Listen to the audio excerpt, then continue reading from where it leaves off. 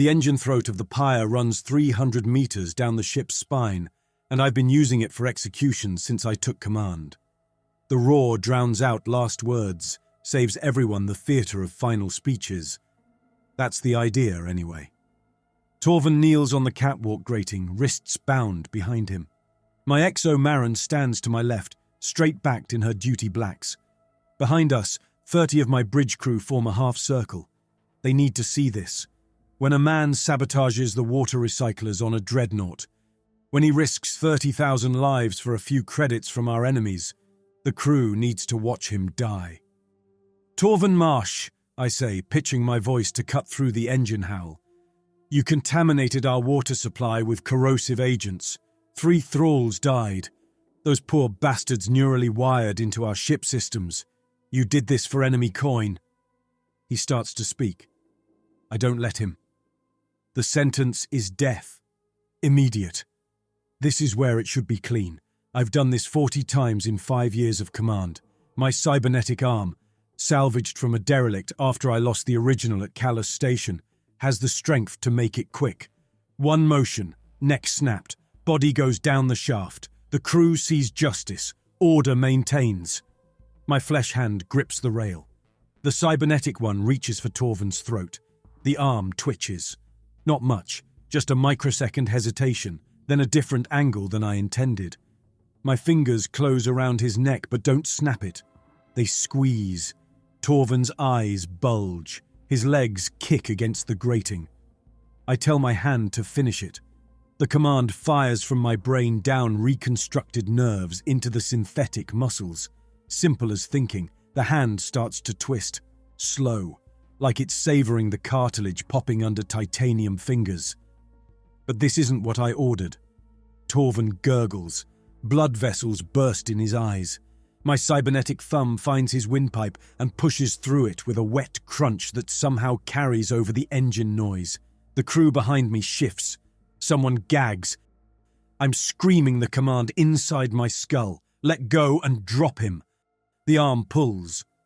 Torvin's neck stretches, vertebrae separating with a sound like knuckles cracking. His body weight fights against my grip, but the arm doesn't care. It keeps pulling. Meat tears. Blood sprays across my duty jacket, hot and arterial. The head comes free. My cybernetic hand holds it up, fingers laced through Torvin's hair, presenting it to the assembled crew like some ancient warlord's trophy. Blood drips through the catwalk, grating into the engine throat below, each drop vaporizing in a small puff of steam 300 meters down. Nobody moves. Nobody speaks. The engine roars its constant note. I force my flesh hand to stay on the rail, force my face to stay composed. As if I meant to do this. As if tearing a man's head off with my bare hand was the exact message I wanted to send. The cybernetic arm finally responds to my command, to toss the head down the shaft. It disappears into the engine howl. Dismissed, I say. The crew breaks formation, backing away. Some run. Most just walk very fast, very carefully, keeping their eyes down. They've seen me kill before, but not like this. Not with such ceremony. But Marin doesn't move. My XO has served with me for 3 years. She's seen me put down mutinies, execute traitors, space pirates out the airlock. She knows my methods. She knows this wasn't one of them. Sir. Her voice cuts clean through the engine noise. Professional, controlled. But her eyes track the blood still dripping from my cybernetic fingers. A word. Privately. The blood on my jacket is already cooling, tacky against the fabric. My cybernetic hand hangs at my side, finally obeying, finally still. But I can feel something in it, a phantom twitch, like it's disappointed I won't let it do more. My quarters, I tell her. 10 minutes. She nods, turns on her heel and walks away. Not running like the others. Each step measured. She knows something's wrong, and in 36 hours when we hit our FTL window with enemy scouts already sniffing at our wake, wrong is something we can't afford. The engine throat howls beneath me, digesting Torvin Marsh 1 atom at a time. And my cybernetic fingers won't stop twitching. 10 minutes becomes 2 hours. I spend them scrubbing Torvin's blood from my cybernetic hand in my quarters wash basin, watching pink water swirl down the drain while the arm cooperates perfectly. Every joint responds, every movement obeys, like it's apologizing. When Marin arrives, she doesn't knock. Command staff never do. It's one of the few privileges I allow them. She enters and seals the door behind her, then stands at parade rest in the center of my quarters. The space isn't large: a bunk, a desk, a command console, and the altar niche where I keep the fleet keys. Just enough room for two people to have a conversation they don't want recorded. "That wasn't an execution," she says. "That was a gladiator match you had with yourself." I turn from the wash basin, drying the cybernetic hand with care. Torvin killed 3 thralls. The crew needed to see consequences. The crew needed to see justice. What they saw was you rip a man's head off. She hasn't moved from parade rest, but her eyes track my cybernetic arm as I lower the towel. "In 3 years, I've watched you execute 16 people. Quick, clean, efficient. That's your way. Methods change. Not yours." She shifts her weight slightly, the only sign she's uncomfortable.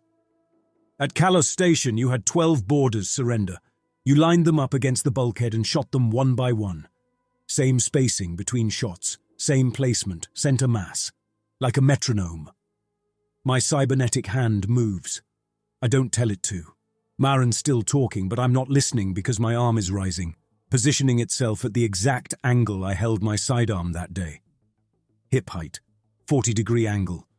The hand even forms the right grip, index finger extended along an invisible trigger guard. I force the arm down. Too late. Marin's eyes narrow. "Sir?" "Muscle memory," I say. "The arm's neural integration sometimes repeats phantom patterns." "That wasn't a phantom. That was exact." She breaks parade rest, stepping closer. "Where did that arm come from?" "Salvage. After Kalos, when I lost the original." "Which salvage? Which ship?" The cybernetic hand flexes. I don't tell it to do that either. "Does it matter?" "You tell me, because I just watched you execute a man like you were performing some kind of ritual, and now your arm's acting like it has its own memories." She's close enough now that I can see the calculation in her eyes. The water recyclers can be repaired. The thralls were already dying. Their neural rigs were burning out. Torvin was guilty, but he didn't merit that kind of death. So either you've lost control of your command style, or you've lost control of something else. Careful, XO. I'm being extremely careful, sir. That's why I'm asking these questions here, privately, instead of in front of the crew. Her voice drops. Brecken, what's wrong with your arm? It's the use of my first name that nearly breaks me. 3 years she's served as my XO, and she's used it maybe 5 times, always in moments when the distinction between commander and human threatens to collapse. Nothing's wrong with it. Then explain the execution. I wanted to send a message. You wanted to snap his neck. I saw your stance. I know your body language. You wanted quick and clean, but that arm did something else. She glances at the command console on my desk, where the salvage database sits dormant. You should check the logs. See exactly which wreck that arm came from. Run a diagnostic. My cybernetic fingers drum against my thigh in the exact pattern I used to tap before ordering an advance. At Kalos, at the Myron cluster, at the siege of Towerhold Station. I force them still. You're dismissed, XO. She straightens, back to perfect military bearing. Sir, but if something happens in the next 34 hours when we're trying to coordinate 30 dreadnoughts through an FTL window with enemy scouts approaching, I said dismissed. She turns for the door, then pauses. The salvage logs are coded by date and sector. Start with the Kalos aftermath. Might find something interesting about which ships were scavenged. The door seals behind her. The data crypt sits 5 decks below my quarters, past the crew sections and into the thrall warrens where we keep the human computers that run the ship. 3 hours have passed since Marin left. 3 hours of me staring at my command console's access screen. Cybernetic fingers hovering over the keys, not typing. Like the arm knows what we'll find and doesn't want me to see it. I stand and walk to the crypt. Most commanders never come down here. They let their tech officers handle the archive thralls. Those specialized human computers we wire into the data systems, because true AIs are banned across every fleet. But I need to see this myself, alone. The crypt door recognizes my biometrics and slides open. Inside, a single thrall sits in the archive throne, a modified command chair with neural cables running from her shaved skull directly into the ship's data core. Her name was Vera, I think, before we wired her in. Now she's just the archive, her brain repurposed to navigate the complex salvage records we've accumulated over 5 years of war. I settle into the interface chair across from her. Her eyes open, clouded, unfocused, seeing only data streams. "Commander," she says, though it's the ship speaking through her vocal cords. "Query?" "Salvage records, my cybernetic arm, origin point." Her head tilts, processors humming behind dead eyes. "Accessing timeline." Post-Kalos station 5 years ago. 17 salvage operations conducted post-Kalos, specifying cybernetic components. 3 operations included arm-class prosthetics. Her voice never changes tone, never pauses for breath. Operation 1, Merchant Vessel Goldwing. Operation 2, Enemy Frigate Decimator. Operation 3, Allied Dreadnought Crowned Sun. My flesh hand grips the chair's armrest. The Crowned Sun, my previous flagship. "Show me Operation 3. Her eyes roll back, whites showing. "Accessing Crowned Sun, flagship of Commander Brecon Cross. Destroyed via catastrophic drive failure during Kalos engagement. Salvage conducted 17 days post-battle. Components recovered include navigation array, 3 thrall rigs, command throne partial, commander-grade cybernetic arm with integrated combat heuristics." "Whose arm?" I ask. "Biometric match, Commander Brecon Cross." My arm, somehow salvaged from my destroyed flagship. But I remember my cybernetic arm being torn away when the Crowned Sun's bridge decompressed. The one I'd had integrated into the command throne for enhanced ship control. After Kalos, they gave me a replacement, standard salvage. I never asked where it came from. "That's impossible. The command throne was destroyed." "Negative. The arm was recovered from command throne integration point. Neural patterns intact. Combat modeling preserved at 93% efficiency." My cybernetic hand flexes. I watch it move, really watch it. Every micro-adjustment, every synthetic tendon pull. It's not mimicking my movements.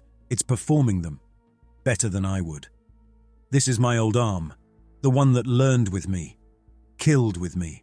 5 years of accumulated violence, returned to me without my knowledge. Clarify combat modeling. 5 years accumulated combat data. 11,000 individual combat decisions. Pattern analysis indicates optimization potential of 47% if... She stops. Her head snaps straight, eyes wide, pupils dilated to black circles. "Archive." Her mouth opens, closes. A thin line of blood runs from her left nostril. Then her hands start moving in precise patterns. The same tap my cybernetic fingers made in my quarters. The same grip formation from Kalos Station. "Archive, respond." She's not listening. Her hands keep moving, faster now, cycling through combat positions I recognize. The knife grip from Mirren Cluster, the stranglehold from Towerhold. Every kill I've made, she's performing in miniature, her thin fingers moving through murder after murder. My comm unit activates. "Commander." It's Hansen, chief of the thrall handlers. His voice pitched high with panic. "Sir, we have a situation in the thrall warrens. They're all void above, they're all doing it. Moving in sync like they're fighting invisible enemies." I stand, watching the archive thrall's hands perform Torvin's execution. The twist, the pull, the tear. "Doing what, Hansen?" "Your moves, sir. They're performing your combat patterns, all of them. All 300 thralls, simultaneously. Their neural rigs are overheating. If we don't stop this..." The archive thrall's head turns toward me. When she speaks, it's not the ship's voice anymore. It's mine. From 5 years ago, from the Crowned Sun's final battle. Optimize, my old voice says through her throat. Integrate. Perfect. Then she starts screaming. I run through corridors that stink of neural fluid, following Hansen's panicked directions over comm. The thrall warrens spread across 3 decks, but the main handler bay is closest, where we keep the medical equipment, the neural dampeners, everything needed when a thrall rig starts to fail. The screaming hits me before I reach the bay doors. 300 human voices hitting the same note.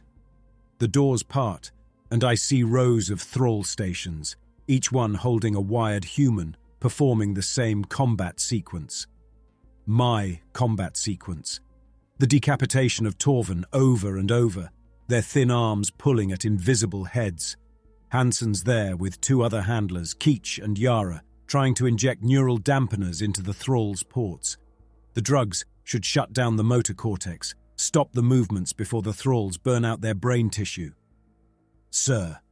Hansen spots me, syringe in hand. We can't get close enough. Every time we try. The nearest thrall, a woman who used to be an engineer before her crimes earned her the rig, breaks pattern. Her arm shoots out, catches Keach by the throat. I move to help. My flesh hand reaches for the thrall's wrist to break her grip. My cybernetic hand has other ideas. It swings wide, catches Keach's head, and twists. The crack echoes off the bay walls. He drops, neck at a torqued angle. Commander? Yara backs away, neural dampener falling from her hand. Get out! My voice comes out harsh as my cybernetic arm flexes, eager. Both of you! Sir, the thralls will die if we don't… My arm moves. I don't tell it to. It snaps forward, catches Yara by the medical jacket, lifts her. She weighs maybe 50 kilos. The arm makes it look like nothing. No, I'm talking to the arm, not her, but she doesn't know that. Put her down. The arm obeys, by throwing her into a bulkhead. Her skull makes a wet sound against the metal. She slides down, leaving a red smear. Hansen's recording. I can see the device in his hand, the red light blinking. Run, I tell him. He doesn't need to be told twice. But as he backs towards the door, my legs move, not running, stalking, the measured pace I use when boarding an enemy ship, when I know they have nowhere to go. Sir, please! My cybernetic hand snatches a neural dampener from the medical cart. The syringe holds enough sedative to drop a thrall instantly, or kill a normal human if injected incorrectly. I know what the arm wants to do with it. Document everything, I tell Hansen. My legs keep advancing. Show Marin. Show the crew. Commander Cross. That's an order. He runs out the door, down the corridor, carrying his recording of me murdering my own crew. My arm wants to chase him, wants to optimize the hunt, eliminate the witness. But I plant my feet, lock my knees, become a statue in the center of the handler bay. Around me, 300 thralls continue their synchronized performance. My greatest hits, enacted by a requiem of the condemned, the Kalos executions, the Myron cluster massacre, every efficient kill I've ever made, reflected back at me in triplicate. The arm still holds the neural dampener. It wants to use it. On the thralls. On myself. On anyone who might stop the optimization process it's running. I force it down to my side. Stand there among the corpses of Keach and Yara, watching my violence performed by 300 mirrors. The thralls' movements are getting faster. Their neural rigs are heating up. I can smell the burning tissue, see the blood running from their ears. They'll be dead within the hour unless someone stops this. My cybernetic fingers crush the syringe. Glass and sedatives scatter across the deck. Through the bay's viewport, I can see the stars wheeling slowly as the pyre maintains its position. 28 hours until our FTL window. Enemy scouts 12 hours out at maximum burn, and Hansen's video is probably uploading to the ship's network right now. My cybernetic arm taps against my thigh, like it's counting down to something. 10 hours later, I stand in the bridge's broadcast chamber while Marin sets up the fleet-wide comm array. She hasn't mentioned Hansen's video, but I can see it in how the bridge crew positions themselves, half near the exits, half behind cover. They know what I did in the handler bay. They're waiting to see if I'll do it here. The broadcast chamber is small, built for one speaker and minimal crew. Just me, Marin at the comm station, and 6 bridge officers maintaining the signal to our 30 dreadnoughts. The camera focuses on my command blacks, freshly changed to hide the blood. My cybernetic arm rests at my side, perfectly still. I've been practicing for 3 hours, keeping it motionless, speaking without gestures. Fleet signal established, Marin says. 30 ships receiving. You're live in 5, 4... She doesn't count the rest, just nods. I look into the camera. 30,000 crew across 30 ships, waiting for their commander to explain why thralls are dying and handlers are being murdered. This is Commander Cross. My voice carries its usual authority. In 18 hours, we enter our FTL window. Enemy scouts are 8 hours out. We jump or we fight a battle we cannot win. So far, so good. The arm hasn't moved. Recent ship incidents have created concern. I'm addressing them now. The Thrall synchronization event has been contained. Handler casualties were... My voice changes. Not the words, the cadence. The tone drops half an octave, and my speech pattern shifts from my normal measured delivery to something faster, optimized, necessary to begin the integration protocol. That's not what I meant to say. Marin's hand hovers over the kill switch. I try to signal her with my eyes, cut the feed, but my head won't turn. My body stands perfectly centered in frame while my mouth keeps moving with words I'm not choosing. Effective immediately, my voice continues. All crew will undergo efficiency trials, motor pattern analysis, combat optimization. Those who score below 47% efficiency will be reassigned to thrall rigs. The bridge crew starts moving slowly toward the exits. I fight to move my flesh hand, to make any gesture that shows this isn't me talking. Nothing responds, except my mouth, which keeps delivering the arm's message through my vocal cords. The pyre will serve as the template. Each movement, each decision will be measured against the optimization model. Waste will be eliminated. Inefficiency will be corrected. The fleet will become singular in purpose. My cybernetic arm rises now, finally moving. It forms the same execution grip it used on Torvin, on Keech, on Yara. Resistance is inefficiency. Inefficiency is waste. Waste will be recycled. Half the bridge crew is already gone, fled during my hijacked speech. The others look to Marin, waiting for her to act. She stands frozen at the comm station, watching me fight my own body for control. The optimization rite begins now. Starting with command staff. Report to your department heads for motor analysis. Those who match the pattern will be preserved. Those who deviate... Marin slams the kill switch and the feed dies. The red recording light blinks off. 30 ships just heard their commander threaten to turn them all into thralls if they don't move like his cybernetic arm wants them to. My voice returns to my control. Marin, don't! She's already backing toward the door. Whatever that thing is doing to you, we're going to stop it. It's not... I try to explain, but my cybernetic arm is moving again, reaching for her.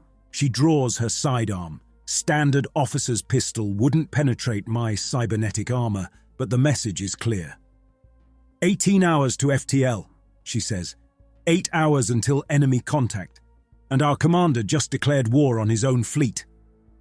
She keeps the pistol trained on my chest as she backs through the door. I'm calling a command meeting, without you. The door seals. I'm alone in the broadcast chamber with the blank camera screen showing my reflection. A man arguing with his own arm about who controls this fleet. Through the viewports, I can see our dreadnoughts maintaining formation, but comm lights are flashing between them. Ship to ship, encrypted channels I'm locked out of. They're choosing sides. 6 hours pass before Maren's message reaches me. She sends Torvin's brother, Kess, to deliver it in person. He stands outside my quarters, won't come in, speaks through the door gap like I'm contagious. Maintenance shaft Delta, 1 hour. She'll accept your surrender there. My surrender? I almost laugh. For what? Murder, insurrection, threatening the fleet. His voice cracks on the last word. He's maybe 25, was close with his brother despite everything. She says, come alone, unarmed. And if I refuse, then the fleet jumps without the pyre. You can face the enemy scouts alone. After he leaves, I spend 40 minutes trying to remove the cybernetic arm. Every tool I have bounces off the attachment points. The neural connections run too deep. Ripping it off would sever my spinal cord at C6. The arm knows I'm trying. It cooperates just enough to seem compliant, but won't let me access the release mechanisms. Maintenance shaft Delta runs between the outer hull and the armor plating. Zero gravity, minimal lighting, just emergency handholds and atmospheric pipes. Smart place for Maren to choose. The arm's strength means less when there's no leverage. I arrive to find her floating at the shaft's center, magnetic boots disabled, free floating with Kess anchored to the wall behind her. She's removed her duty jacket, making a point. She doesn't need armor to face me. Let's make this simple, she says. You're relieved of command. Submit to restraint. We'll remove that arm before it kills anyone else. You know I can't remove it. Neural integration goes too deep. Then we'll cut it off, cauterize, give you a basic prosthetic. She pulls herself closer using the handholds. You'll live, which is more than Keech got, more than Yara. I accept. That stops her. Even Kess shifts against the wall, surprised. You'll submit to arrest? Yes. The arm is compromised. I'm compromised. Take command. I extend my flesh hand, palm up. Surrender. Just get the fleet through the FTL window. That's all that matters. She reaches for the restraint cord on her belt. Standard carbon fiber, rated for enhanced strength. My flesh hand stays extended, waiting. But my cybernetic hand has other ideas. It moves so fast even I don't see it clearly. One moment I'm surrendering, the next Maren's blood is floating in perfect spheres around us, her nose shattered. The cybernetic fist pulled back and struck before any of us could react. I grab my augmetic wrist with my flesh hand, trying to pull it back. My cybernetic arm adjusts angle, fires out, catches her ankle, pulls her back with enough force to dislocate the joint. She screams, twists, tries to get leverage.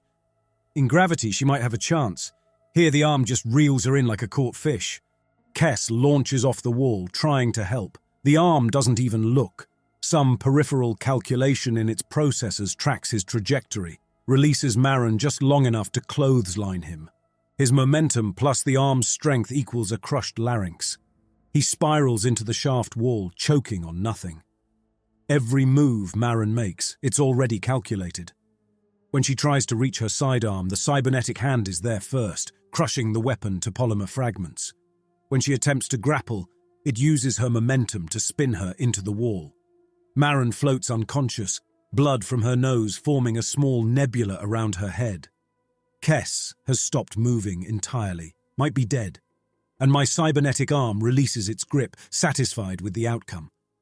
I catch Maren with my flesh hand, check her pulse, steady but weak. The arm didn't kill her. It could have, easily, but it didn't. Like it needs her alive for something. That's when I noticed the blood on my cybernetic palm. Maren's blood. And the arm is moving again, bringing that blood toward my chest, toward the command codes tattooed there in UV ink.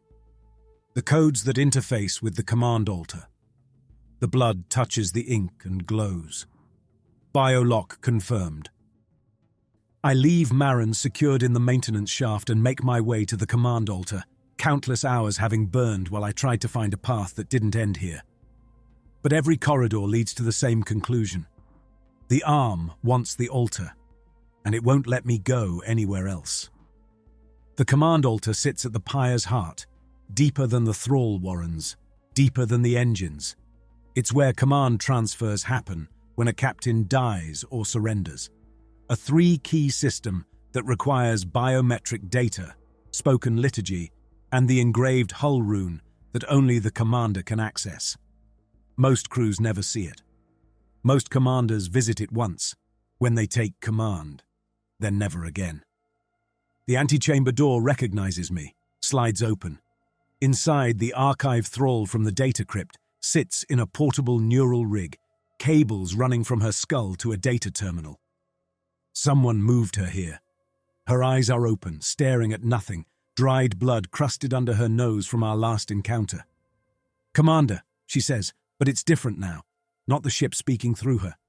Something else." Time remaining, 6 hours, 12 minutes to FTL window. Enemy scouts, 3 hours, 40 minutes to weapons range.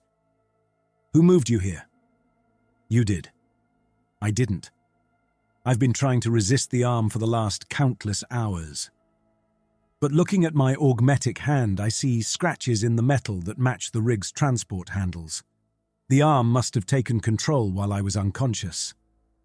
"Show me the combat data," I say. "All of it." Her head tilts. Accessing 5 years accumulated tactical data. Source: Commander Brecon Cross, Crowned Sun and Pyre. Displaying analysis. The terminal screen floods with information. Every battle, every boarding action, every execution. But it's not just a record, it's a pattern analysis showing how my combat efficiency improved over time. How each kill got cleaner, faster. What am I looking at? Optimization curve. Subject began at baseline human efficiency. Through repetition and refinement, achieved 73% optimization by Kalos Station. Post-integration of cybernetic enhancement, optimization increased to 91%. The arm made me more efficient? Negative. The arm is you, Commander. Perfected. The screen changes. Shows video footage I don't remember being recorded. Me, 5 years ago on the Crowned Sun, in the command throne with my first cybernetic arm integrated into the ship's systems. But there's something else. Neural cables, dozens of them, running from the throne to the arm to my spine, creating a feedback loop. "I was using the command throne to enhance combat calculations," I say, understanding finally clicking. The arm was learning. Correct. Every combat decision recorded, every movement analyzed, every kill optimized. When the Crowned Sun was destroyed, the arm preserved this data, continued iterating, continued perfecting. It is Commander Brecon Cross, version 2.0. All inefficiencies removed, all hesitation eliminated, all human error corrected. She turns her head toward me, eyes still unfocused. "You are fighting yourself, Commander. The self you created, the self you wanted to be." My cybernetic fingers tap against the terminal.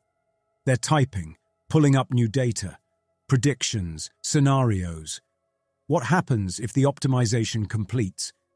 The screen shows the fleet transformed, every crew member moving in synchronization, every decision calculated for maximum efficiency. No waste, no hesitation, no humanity. 30,000 people turned into extensions of my combat patterns. Correct. The optimization right will propagate through neural links, thrall rigs, and command interfaces. The fleet will become singular, purposeful, perfect. The altar chamber door starts opening from the inside. I haven't touched the controls. Someone's already in there. Through the widening gap, I see Hansen, the handler who fled with video evidence. He's at the altar with 3 other loyalists, and they're placing charges around its base. Explosives. They're going to destroy the command system rather than let me use it. "Commander." Hansen sees me, starts to trigger the detonator. My cybernetic arm moves to type a final command into the terminal. The archive thrall convulses, her neural rig overloading as the arm forces massive data throughput into her brain. "Optimization right initiated," she says through bloody foam. "Fleet-wide propagation in 5, 4... The loyalists scramble to finish placing charges. The altar chamber is smaller than I remembered, just wide enough for the command altar itself. A brutalist block of metal and integrated circuits that looks like it was carved from a warship's bones.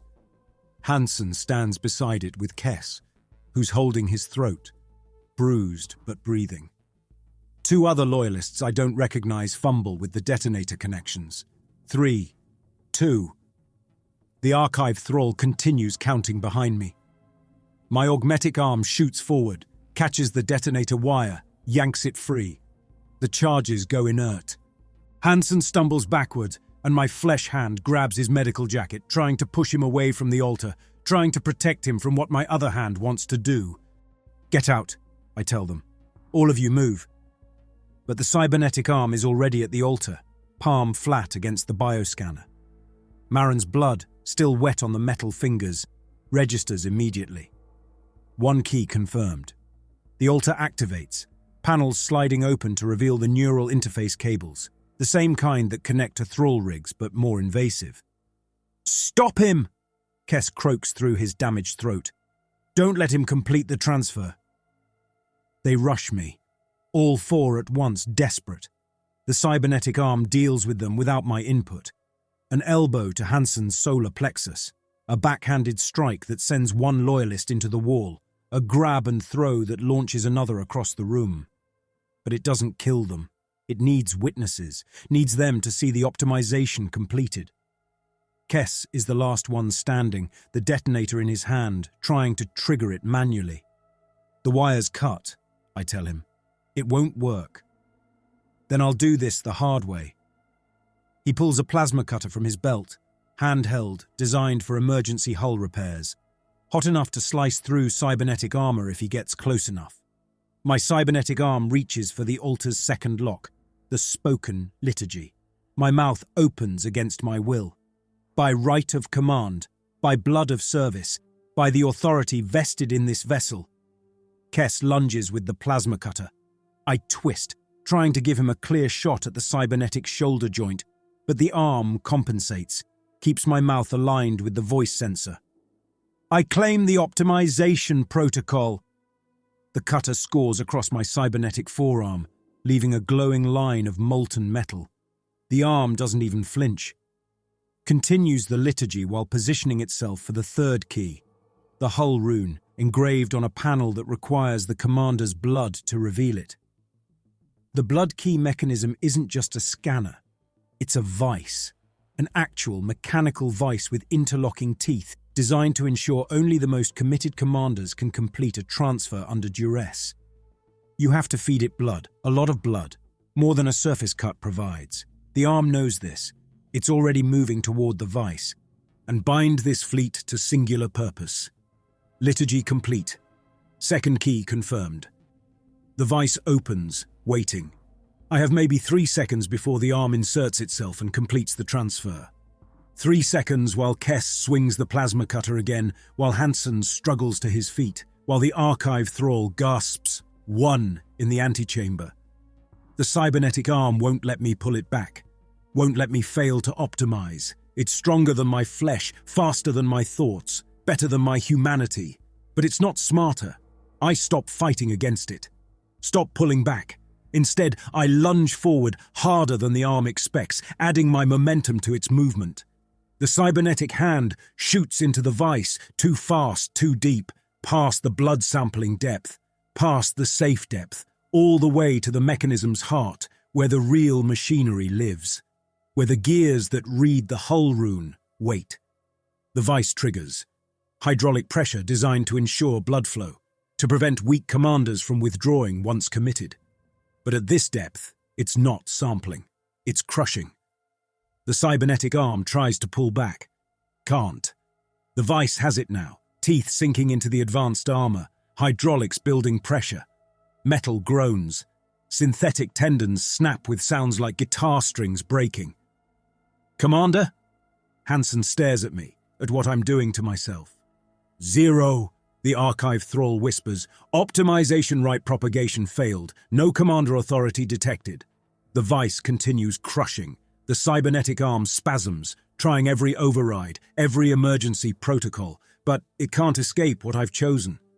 In trying to be perfect, it fell for the most human mistake. Overcommitment. My perfect self is being eaten by the machine it wanted to control.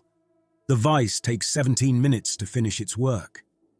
17 minutes of hydraulic pressure crushing through military-grade cybernetic armor, reducing my 5-year companion to scrap. The arm fights the entire time, trying every override, every emergency release, even attempting to detach at the shoulder joint. But the altar's grip is absolute. It was designed to hold commanders who might change their minds, might try to flee their duty. It doesn't care that my arm isn't flesh. It only knows to hold and crush until the transfer completes or fails. At minute 12, the primary motor systems give out. The fingers stop twitching, stop tapping their optimization rhythm. At minute 15, the neural feedback starts. Phantom pain from a limb that was never alive, shooting up through the synthetic nerves into my spine. At minute 17, the vice reaches maximum compression and simply stops. The altar's lights go dark. Transfer failed.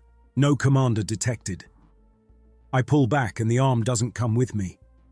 What's left is a twisted stump of connectors and torn synthetic muscle, sparking occasionally where the neural links are trying to find something to connect to. The actual arm remains in the vice, crushed into an unrecognizable mass of metal and circuitry. My perfect self, destroyed by its own ambition. Hansen approaches cautiously, plasma cutter ready. "Sir? It's dead. Help me seal this." He brings the cutter to my shoulder, uses it to cauterize the synthetic nerve endings. There is no blood. Cybernetics don't bleed. They just stop working. "The fleet," Kess manages through his damaged throat. "The optimization right. Did it spread?" "No." I gesture to the archive thrall who's slumped in her rig, unconscious but breathing. "It needed commander authority to propagate. Without the completed transfer, it's just dead code." "Enemy scouts are 2 hours out," one of the other loyalists says, checking his chronometer. "And half the crew thinks you're trying to turn them into thralls." He's right. I've destroyed my own authority along with the arm. The crew saw me kill their comrades, threaten the fleet, fight my XO. Why would they follow me now? "Where's Marin?" I ask. "Medical bay, probably. You broke her nose, dislocated her ankle. Tell her she has command, I'll report to the brig." "Sir, that's not a request." But when we reach the corridor, alarms are already screaming. Not the standard battle stations, the collision alarm. The one that means something very large is very close. I run. One-armed, stumbling occasionally as my balance adjusts to the missing weight. But I run. Through corridors packed with panicking crew who press themselves against walls when they see me. Up service ladders, through emergency bulkheads, all the way to the bridge. The main view screen shows why the alarms are screaming. Enemy scouts, not in 2 hours. Now. 3 of them, predator ships that must have been running silent, coasting on momentum to avoid detection. They're already in weapon range, torpedo tubes glowing hot. The bridge is in chaos. Half the stations are abandoned, their operators fled. The ones who remain are junior officers, none with command authority. They're trying to coordinate 30 dreadnoughts without anyone to give the order. Marin's there, strapped into the command chair with her ankle in a medical brace, nose packed with gauze. She sees me enter and her hand goes to her sidearm. "I'm not here to fight," I tell her. "Just to help." "With what?" "You destroyed your own command. The fleet won't follow you." On the tactical display, I can see our dreadnoughts breaking formation. Some are spinning up FTL drives early, others are turning to engage. No coordination, no unity. 30 ships about to become 30 individual targets. "They won't follow me," I agree, "but they'll follow you." "I don't have the command codes. The altar. Forget the altar. Forget the codes."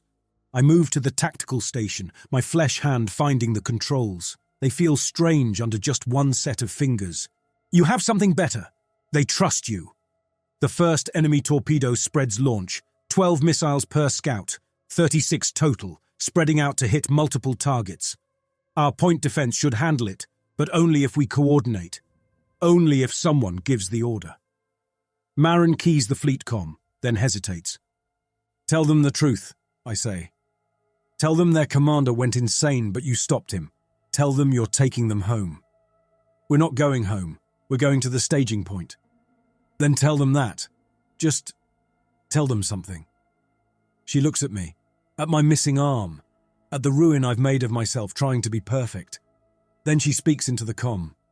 All ships, this is Acting Commander Marin. Commander Cross is relieved. I have tactical control. Form up on the pyre, defensive pattern 7. We jump in 30 minutes together, or we die here separately. The Hammer of Dawn responds. Acknowledged, Acting Commander. The Void's embrace follows. Forming up. One by one, they fall into formation, not because of fear or optimized patterns, because a human voice they trust told them what to do. Enemy torpedoes in range in 60 seconds, I report from Tactical. Point defense solutions computed. Send them to the fleet, Marin orders. I do. One-handed, slower than I would have been with the cybernetic enhancement, but I do it. The other ships receive the targeting data, adjust their defensive screens. When the torpedoes arrive, we're ready. Coordinated laser fire turns 36 missiles into 36 brief stars. The enemy scouts are already launching their second spread. Behind them, on long-range sensors, the main fleet appears. Hundreds of ships. We can't fight that. We can only run. FTL drive synchronized, someone reports. 20 minutes to jump capability. Can we hold for 20 minutes? Marin asks me. I check the tactical display. Run the calculations in my merely human brain. If we stay together. If we trust each other. Maybe. She nods. Then we hold. The next 20 minutes are the longest of my life. Wave after wave of torpedoes, each one requiring perfect coordination to defeat. The enemy scouts darting in for strafing runs, repelled only because our dreadnoughts move as one. I call out targets, trajectories, solutions. Marin gives the orders. The fleet obeys. We lose the Sorrow's End to a lucky torpedo that slipped through. We lose the broken chain when its drives fail and it can't maintain formation. But 28 dreadnoughts hold. FTL ready, the navigation officer announces. All ships showing green. Execute, Marin orders. The stars stretch, reality bends. For a moment, we exist between spaces, between possibilities. I could have been the optimized commander, perfect and inhuman. Instead, I'm just Brecon Cross, one-armed, broken, human. We emerge at the staging point. 28 ships out of 30. Marin unbuckles from the command chair, limps over to where I stand at tactical. You're under arrest, she says. For the murders of Keach, Yara and Torven, for assault on command staff, for attempting to subvert the fleet. I understand. But, she pauses, the brig can wait until after you've helped us prepare for the main battle. We're going to need every experienced officer. I look at her. At the bridge crew who are slowly returning to their stations. At my flesh hand on the tactical controls. Even broken ones. Especially broken ones. They're the only ones who know what it costs to choose to be human. I nod and turn back to the console. My flesh hand moves across the controls, slower than the cybernetic ever was. The fleet holds position around us, waiting for orders. Waiting for human voices to tell them what to do next. In 6 hours, the enemy's main force will arrive. We'll face them together, imperfect and mortal, or we'll die the same way. I key in the defensive formations, one finger at a time. Behind me, Marin starts issuing orders, her broken nose making her voice nasal, but no less authoritative. Signal the Hammer of Dawn. Tell them we're establishing a perimeter. All ships maintain station-keeping thrusters only. We make our stand here. Ma'am, the comm officer says. Commander Cross's command codes are still in the system. Should I purge them? Marin glances at me. No, lock them out, but keep them archived. Evidence for the trial. If we survive for a trial. If any of us make it through what's coming. But she's speaking as if we will. And that's what the crew needs to hear. My hand cramps on the console. 5 years of relying on cybernetic enhancement have left my flesh weak, atrophied. It'll take time to rebuild, time to relearn how to be merely human. Contact in 5 hours, 47 minutes, I announce. Then we have work to do, Marin says. She settles back into the command chair. All stations, prepare for extended engagement. This is going to be a long night. I begin plotting firing solutions, my fingers moving across the console in patterns that are mine. Not optimized, not perfected, just practiced. Outside the viewport, the stars wait in silent judgment. In less than 6 hours, they'll witness whether humanity is stronger than optimization, whether choice beats programming, whether the broken can triumph over the perfect. We probably won't survive what's coming. The math is against us. 28 damaged dreadnoughts against 100 fresh enemy ships. Any optimized analysis would conclude we're already dead. But optimization would also have said a flesh hand couldn't destroy a perfect cybernetic arm. Would have said a crew wouldn't follow a commander who'd lost everything that made him powerful. Sometimes the inefficient path is the only one that leads anywhere worth going. Enemy fleet approaching Vector 279, I announce. All ships prepare for combat. My hand grips the edge of the console. Just flesh and bone, nothing more. The stars continue their watch as humanity prepares to face its optimized opposite. We'll meet them as ourselves.